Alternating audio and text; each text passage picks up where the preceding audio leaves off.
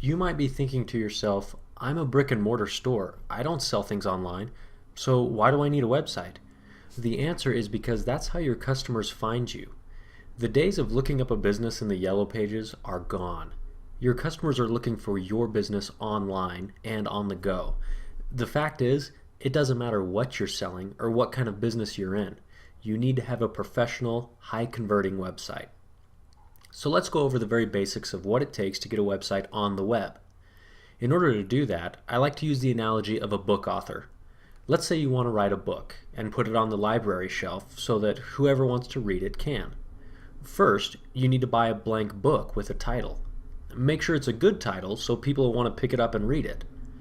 Second, you need to be able to actually write on the blank pages of the book. You need a good pen.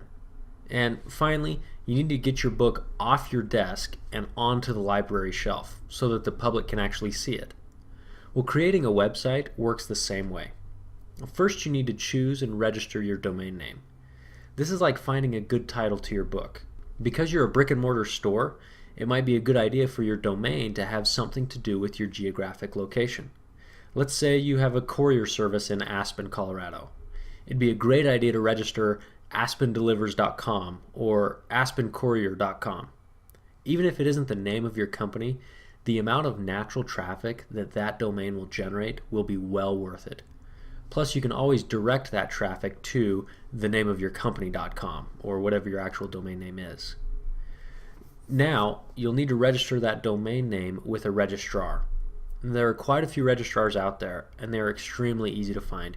You can just Google domain name registration and find one that you like. Once you have your domain name registered, it should be around $10 a year. You'll need to get your site hosted. This is where our analogy gets a little out of order, but because many registrars also act as hosting companies, now's the best time to discuss it. Having your website hosted is like putting your book on the library shelf. It allows everybody in the world to have access to it. When you choose a hosting company, it's important to consider server reliability, site uptime, email clients, and other features. Saving a few dollars a month by using an unreliable hosting company will cost you many times more than that in lost business. So now that you have your blank book with a good title and you have it on the library shelf, it's time to actually start writing on the pages. Most hosting companies out there will offer different solutions for actually creating your website. We recommend WordPress from WordPress.org. It's free, it's widely used, and most hosting companies will offer a one-click installation of the software.